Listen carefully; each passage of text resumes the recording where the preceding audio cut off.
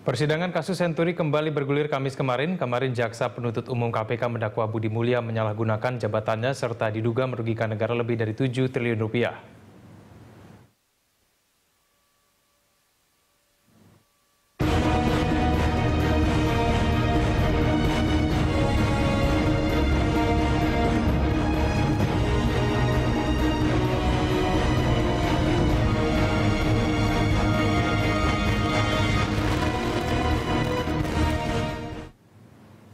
Mantan Deputi Gubernur Bank Indonesia bidang pengelolaan moneter dan devisa Budi Mulya kini menghadapi ancaman hukuman 20 tahun penjara. Menurut dakwaan jaksa penuntut umum KPK, Budi Mulya menyebabkan negara mengalami kerugian 689 miliar rupiah terkait pemberian FPJP. Sedangkan dalam perkara penetapan Bank Senturi sebagai bank gagal berdampak sistemik, kerugian negara diduga mencapai 6,762 triliun rupiah. Budi Mulya didakwa menerima 1 lembar biliet giro dari Robert Tantular senilai 1 miliar rupiah. Dalam dakwaan jaksa penuntut umum KPK kepada tersangka Budi Mulya tersebut, muncul pula sejumlah nama yang memiliki peran penting saat terjadinya kasus Senturi. Mereka adalah Wakil Presiden Budiono selaku Gubernur Bank Indonesia, Miranda Suarai Gultom selaku Deputi Gubernur Senior Bank Indonesia, Siti Halimah Fajriah selaku Deputi Gubernur Bidang Pengawasan Bank Umum dan Bank Syariah, Almarhum Budi Rohadi selaku Deputi Gubernur Bank Indonesia bidang sistem pembayaran, pengedaran uang, BPR, dan perkreditan, Mulyaman Darman Syahadat selaku Deputi Gubernur bidang kebijakan perbankan, stabilitas sistem keuangan sekaligus selaku anggota Dewan Komisioner Lembaga Penjaminan Simpanan, Hartadi Agus Sarwono selaku Deputi Gubernur bidang kebijakan moneter, Ardayadi Mitro Atmojo selaku Deputi Gubernur bidang logistik, keuangan, penyelesaian aset, sekretariat, dan KBI. Raden Pardede saat itu menjabat Sekretaris Komite Stabilitas Sistem Keuangan KSSK. Hermanus Hasan Muslim selaku mantan Direktur Utama Bank Senturi. Serta terakhir, Robert Tantular selaku mantan pemilik Bank Senturi. Surat dakwaan jaksa penuntut umum KPK kepada Budi Mulya kembali menggulirkan kontroversi seputar kasus Bank Senturi, dan kali ini perkembangannya bahkan menyorot sejumlah tokoh yang sebagian besar saat itu bertugas sebagai anggota Dewan Gubernur Bank Indonesia. Untuk membahas hal ini telah hadir di studio Koordinator Investigasi dan Advokasi Fitra Ucok Sky Kadafi serta pengacara Budi Mulya Luhut Pangribuan. Selamat pagi Pak Luhut, selamat pagi Bang Ucok. Saya akan langsung ke Bang Ucok. Bang Ucok, ini kalau melihat dakwaan di Budi Mulya kemarin ini seperti seakan menjadi titik terang itu, karena tampaknya ini ada begitu banyak nama yang disebutkan. Apakah ini kemudian menjadi titik terang ini bahwa ini kejahatan kolektif sebetulnya? Iya, kalau dilihat dari semua kasus ini memang ada kelemahan di dalam Budi Mulya ini. Budi Mulya ini adalah menerima 1M itu. Jadi dari situlah KPK, pintu masuknya KPK dari situ. Gitu. Kalau dari data-data fakta ini ya, misalnya kita melihat fakta PPATK ya, masalah aliran dana itu PPATK itu belum menemukan itu. Dan BPK yang 7,4 triliun itu kan masih dibuktikan dulu ya. Dibuktikan dulu ini siapa yang menguntungkan ini. Tapi ini susah untuk kelihatannya, ini sangat kabur sekali. Sehingga KPK itu masuknya melalui Budi Mulya dengan cek 1M itu. Dengan 1M ini Budi Mulya dibawa ke pengadilan supaya dia bisa bicara.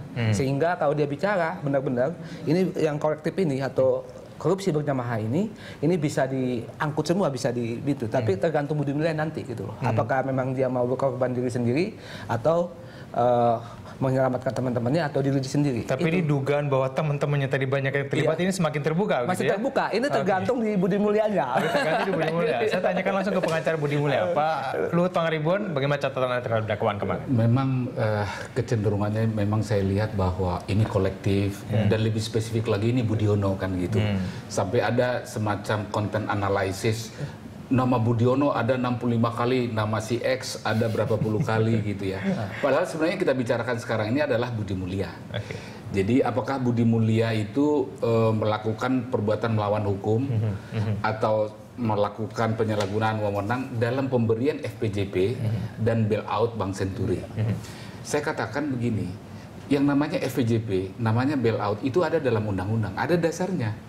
Jadi ada kesan seolah-olah FPJP itu perbuatan yang terlarang, perbuatan yang tidak boleh. Itu ada. Jadi dengan kata lain, bahwa BI dalam hal ini Budi Mulya sebagai Deputi Bidang Moneter dan Devisa diberikan undang-undang kewenangan dalam hal krisis atau abnormal dapat memberikan FPJP kepada bank yang diduga nanti ya bank itu kesulitan likuiditas ya nanti kalau kesulitan likuiditas itu mengarah pada insolvensi dan mengancam moneter ya stabilitas keuangan maka itu bisa dikatakan bank gagal berdampak sistemik dan kemudian diberikan. Jadi ada itu dalam undang-undang. Ya, tapi kan menjadi kejanggalan Pak Luhut kalau dikatakan bahwa KSSK menyebutkan bahwa sebetulnya ini bukan bank berdampak sistemik sebetulnya, tapi kemudian akhirnya dana itu akhirnya dikeluarkan. Kalau kan ada Budi Mulya, betul. Budi Mulya. Jadi kalau kita berdebat ke arah sana, maka kita mempersoalkan kebijakan atau public policy. Kalau kita berdebat di sana, maka nanti tidak akan ada lagi pejabat yang mengambil nanti kebijakan. Padahal kan pejabat itu juga punya kewajiban tidak sekedar kewenangan. Artinya tidak melakukan sesuatu dan terjadi sesuatu yang lebih besar. Mereka bisa dihukum juga. Nah sebenarnya yang paling bagus adalah seperti tadi Bung Ucok tadi sudah mengatakan, itu audit BPK mengatakan ada kemungkinan kerugian keuangan negara yang jumlahnya 7 sekian triliun. Nah sekarang bagaimana menelusuri? Mudah saja sebenarnya. Ada misalnya pengamat ekonomi mengatakan dalam setiap kebijakan selalu ada penumpang gelap. Ya. Nah, penumpang gelap ini yang harus dicari. Bagaimana mencarinya? Carilah alirannya itu. Jadi dari hilir dimulai baru masuk nanti ke hulu. Kalau kita mulai di hulu nanti kita berdebat. Ini kriminalisasi kebijakan. Salah lagi kan begitu. Baik, Pak Luhut, kalau kita cermati kemarin pernyataan Pak Budi Mulya ini menyatakan bahwa sebetulnya dia ini hanya menjalankan tugas. Ada perintah-perintah dari atasan yang kemudian membuat dia turut akhirnya menyetujui pemberian FPJP itu. Dia mengatakan saya hanya menjalankan tugas. Nah, ini kemudian dan hanya menjalankan perintah dia katakan begitu. Tapi kemudian dia titik sebenarnya. Orang kemudian berspekulasi, oh ini jangan-jangan diperintah oleh Budiono. Karena itu dalam pikiran orang. Yang dia katakan karena memang itu atasan dia, Pak. Bukan. Karena perintah itu tidak hanya dari orang, tapi juga dari hukum, dari undang-undang. Undang-undang mengatakan mereka sebagai bank sentral, kalau ada bank kesulitan likuiditas harus ditolong. Nah, sudah ditolong dan ternyata nggak mempan, maka bisa dinyatakan bank gagal. Nah, terus dianalisis. Nah, yang kemudian menjadi perdebatan yang ada soal psikologi pasar gitu. Kenapa ditambahkan? Kan ada 4 komponen katanya ditambahkan. Nah, dianalisis ini berdampak sistemik atau tidak. Nah, pada saat itu BI mengatakan yes. Tapi orang mengatakan bagaimana berdampak sih, orang bank kecil kok. Itu tidak banyak nasab dan seterusnya kan gitu. Nah, itu perdebatan.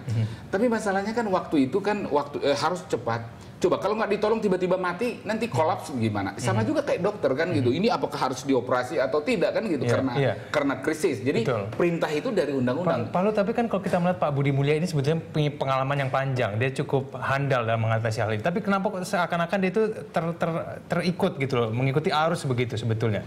Mungkin nggak terikut arus. Coba kita bandingkan tahun 98. Ditutup waktu itu bank 14 bank. Apa yang terjadi? Ras. Apa yang terjadi kemudian? Maka kita keluarkan BLBI yang jumlahnya 800 triliun. Nah, sekarang hitung-hitungan jadi. Ini kalau dikasih ini kok 7 triliun katakan ya seperti yang disebutkan tadi BPK itu. Sekarang kalau misalnya dia kalau dia misalnya ditutup, berapa biaya yang akan kita keluarkan? Itu juga harus dibuka wawasan itu. Gitu ya? Seperti BLBI 800 triliun kan kayak 98 itu. Oke, Bang Ucok. Ya. Tanggapan Anda? Iya, saya kira memang perdebatannya kan di kebijakan ini ya. Kebijakan ini apakah memang kebijakan ini memang untuk menyelamatkan ekonomi atau memang ini korupsi. Tapi sebelum menentukan kebijakan ini kan Sri Mulyani kan ada prarapat ya, ada Anggito Mayu, ada buat ini ya, buat Dirjen Pajak sekarang itu kan menolak bahwa melakukan bailout itu karena banknya masih baik gitu kan. Itu satu. Yang kedua yang harus ditelusuri adalah pernyataannya BM ya Budi Mulya itu bahwa ini diperintah. Nah di perintah ini harus ditelusuri lagi. Apakah memang ini atasannya atau memang masih ada orang lain gitu loh, orang lain di luar ini. Dia pun dari perintah ini berarti Pak Budi ini dia tidak mau tersangka sendiri, gitu loh. Pasti akan berarti mengikut yang memang ada kejahatan terorganisir, berjamaah. Yang berjamaah ini adalah tugas Pak Luhut bagaimana supaya ini ikut semuanya, gitu loh. Kalau Pak Luhut hanya mempengaruhi, misalnya dalam tanda kutip mempengaruhi Budi M, udah kamu aja berkorban. Nah itu berarti mengorbankan klien sendiri kayak gitu. Pak Luhut, saya harus tahan dulu, kita harus jeda dulu. Nanti saya akan berikan kesempatan kepada Luhut memberikan tanggapan. Pemirsa Jurnal Pagi akan segera kembali.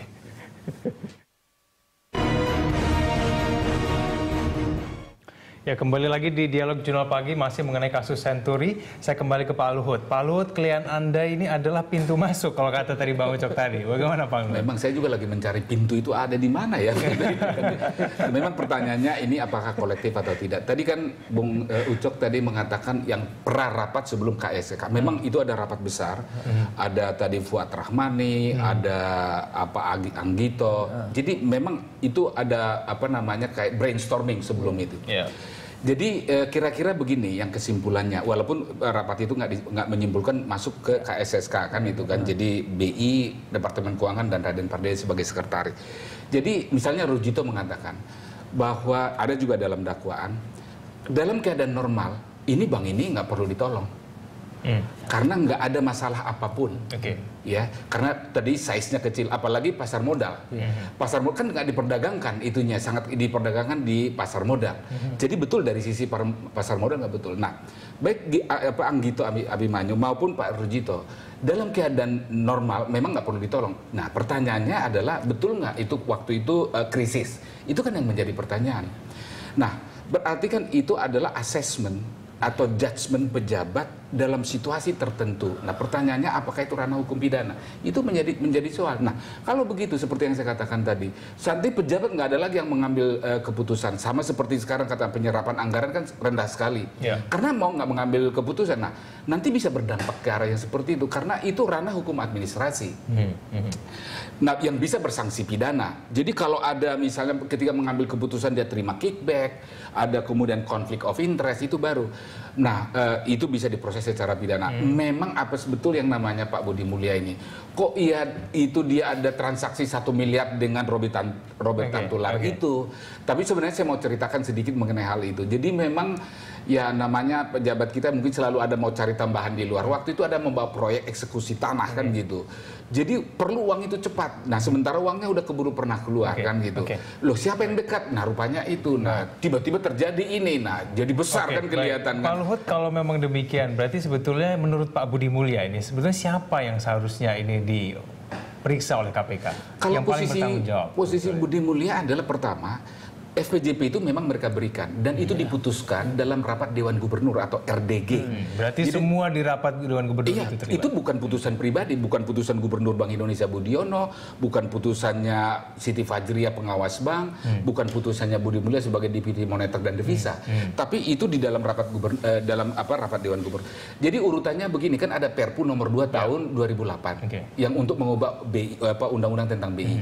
Di sana katakan mereka boleh memberikan FPJP dengan persyaratan-persyaratan yang lunak dalam menghadapi krisis. Ingat, Perpu itu adalah dalam situasi kegentingan yang memaksa. Turun kepada perubahan PBI yang perdebatannya karena 8% menjadi positif, jaminannya menjadi aset lancar kan, dan jadi lebih mudah supaya bisa dipenuhi untuk mengatasi krisis. Jadi dengan kata lain bahwa memang mereka menjalankan perintah. Nah, itu perintah undang-undang. Kalau ada masalah mereka harus atasi. Tapi yang tanda tangan itu Pak Budiono tuh ya di situ ya Pak, rapat Dewan Gubernur pada itu tuh ya. Jadi kan dua nih, FPJP kan kemudian mereka berikan 2 tahap. Kan itu sebesar 630 miliar gitu kan. Ternyata nggak mempan. Nah, situasi kan tidak memburuk. Maka kemudian rapat lagi mereka, ini harus dinyatakan bank gagal yang ditengarai berdampak sistemik. Nah, kalau sudah demikian, maka harus dikasihkan ke KSSK melalui surat yang ditandatangani oleh Pak Budiono. Karena waktu itu ada pilihan yang kedua juga, itu FPD, fasilitas pinjaman darurat. Nah, tapi itu kan kemudian harus Departemen Keuangan ke DPR kan gitu. Sementara kan yang langsung berhubungan dengan bank itu kan BI. Akhirnya pilihannya kemudian bailout dengan PMS. Saya ke Bang Ucok, siapa yang bertanggung jawab sebetulnya? Kalau memang misalnya Budi Mulya menganggap dia sebagai orang yang apes, sebagai orang korban gitu, siapa gitu? Kalau saya mengikuti arusnya Budi Mulya ya, gitu ya, dia itu dia harus bicara itu. Perintah itu milik siapa gitu. Dia diperintahkan siapa sehingga dia berani untuk ikut-ikutan gitu ya, termasuk boykot Bank Senturi sama pencairan pendanaan ini gitu. Karena bagaimanapun juga Budi Mulya ini posisinya bagus. Dia itu harus membongkar di pengadilan secara politik. Saya kira banyak dukungan dia dari masyarakat, termasuk dari DPR. DPR juga ini lagi mendorong ini Senturi ini supaya terbuka. Siapa sebagai pintu masuk supaya ini terbuka luas gitu. Tapi adakah motivasi pribadi dari orang-orang yang disebutkan di Budi Mulya itu untuk kemudian terkesan memaksakan untuk memberikan FPJP ini ke Bank Senturi? Menurut Anda ada tidak? Menurut saya kalau dilihat dari ini ya, kalau dilihat dari sikonnya ya, kalau kita melihat rapat SKK itu menurut saya itu memang ada kepentingan pribadi ini. Ini kan waktu di depan itu pemilu ya, pemilu gitu kan. Jadi ada kepentingan politik di baliknya itu untuk mencari dana gitu. Mungkin bisa kalau juga disebutkan gitu. memang ada 8 deposito 83 miliar rupiah di Bank Senturi itu. Jadi itu semua milik dari karyawan Bank Indonesia. Itu kemungkinan itu bisa menjadi salah satu penyebab menurut Bang. Bisa salah satu penyebabnya itu mungkin itu salah satu penyebabnya untuk ya itu nanti kita lihat memaksakan untuk ini memberikan itu BJP ini ya. Nah, makanya kita lihat aja nanti Budi Mulya bagaimana di sini posisinya. Nah, itu yang kita lihat. Berarti ada kemungkinan untuk jadi justice kolaborator begitu ya? Ya, justice kolaborator. Mungkin bisa ini 20 tahun hukumnya Pak Luhut. Kalau 20 tahun hukumannya ini kalau bisa dia ngomong di persidangan, saya rasa jadi kurang bisa ringan. Kan, ada tawaran memang ini sekarang banyak spekulasi akhirnya yang berkembang kan gitu ya. Karena itu tadi kita mulai dari hulunya kan itu polisinya. Sesuatu kan memang yang abstrak. Sebenarnya sederhana aja kalau misalnya yang mengambil public policy dalam hal ini RDG itu tadi ada konflik of interest, tinggal lihat aja sekarang aliran dana ada apa enggak. Dan sampai sekarang itu kan nggak ada pengamat-pengamat yang kritisi itu mengatakan bersih kan begitu kan. Jadi kan nggak ada kepentingan. Ada lagi yang kedua, spekulasi yang kedua, ini kan jangan-jangan perintah presiden. Kan waktu itu kan presiden kan mau ikut pemilu, jadi spekulatif gitu loh. Padahal hukum itu nggak boleh spekulasi, itu harus eksak. Nah itulah sebabnya sebenarnya kalau menurut saya itu dimulai dari hilirnya. Kalau Budi Mulya dipaksa-paksa untuk justice kolaborator, apa yang dikolaborasikan kan gitu loh. Yang dia tahu adalah dia ikut rapat. Dan semua rapat di BI itu recording. Dan semua transkripsi itu ada di KPK. Jadi kelihatan itu semua. Siapa mengatakan apa dan apa komentarnya dan apa posisinya. Jadi nggak ada yang gelap gitu loh. Jadi nggak ada yang perlu dispekulasikan sebenarnya. Kalau kita cermati lagi mengenai dakwaan, sebetulnya Budi Mulya juga didakwa memperkaya diri sendiri 1 miliar rupiah. Ya itu tadi dia nggak nyambung betul dah. Itu kalau anak muda bilang apa nggak nyambung gitu loh maksa. Karena begini cara membuat dakwaan itu. Dari tahun 2005 sampai tahun 2008. Tahun 2005 sampai 2007 katanya ini bank ini udah bank butut ini mestinya harus ditutup gitu karena ada persoalan struktural. Ya. Di situ nggak ada urusannya dengan Budi Mulya karena itu pengawas bank kan gitu. Itu yang pertama. Terus masuk lagi yang kedua. Budi Mulya tiba-tiba terima 1 miliar katanya transaksi itu. Setelah itu kemudian FPJP katanya diberikan FPJP. Setelah FPJP diberikan bailout. Nggak nyambung gitu loh 1 miliar. Coba bandingkan 1 miliar dengan 7 triliun. Di mana kausalitasnya kan itu kan nggak masuk akal. Nggak nyambung. Baik Pak Luhut dan juga Bang Ucok, kita lanjutkan lagi dari kita di segmen berikutnya. Pemirsa Jumat Pagi akan segera kembali. Pemirsa, kita tiba di segmen terakhir Dialog Jurnal Pagi mengenai kasus Senturi kejahatan kolektif. Saya kembali ke Bang Ucok. Bang Ucok, ini kalau kita lihat ini mengenai penyebutan nama ya. Ada disebut Miranda Gultom, disebutkan Siti Fajriah, Budi Rohadi, Raden Pardede. Apakah kemungkinan kedepannya ini mereka nama-nama ini akan kembali dipanggil KPK? Iya, ini tergantung di persidangan ya. Tergantung Budi Mulya. Kelihatannya KPK itu ada sinyal ke Budi Mulya itu. Dalam arti saya sinyal kebaikan. Apa itu sinyal kebaikan itu? Itu adalah KPK tidak mempergunakan undang-undang pencucian uang terhadap Budi Mulya. Sehingga dia disuruh ngomong dulu di dalam sidang, hukumannya 20 tahun gitu. Nah, tergantung Budi Mulya mempergunakan sinyal kebaikan ini, apakah dia pergunakan untuk menentukan atau menyebut nama-nama lain, di mana keterlibatannya, di mana keuntungan mereka gitu. Nah, itu lebih baik kayak gitu. Adakah nama-nama yang kemungkinan sebetulnya terlibat tapi tidak disebutkan di dakwaan itu kalau menurut Bang Ucok? Saya kira Ya mungkin ada juga gitu. Ini ya.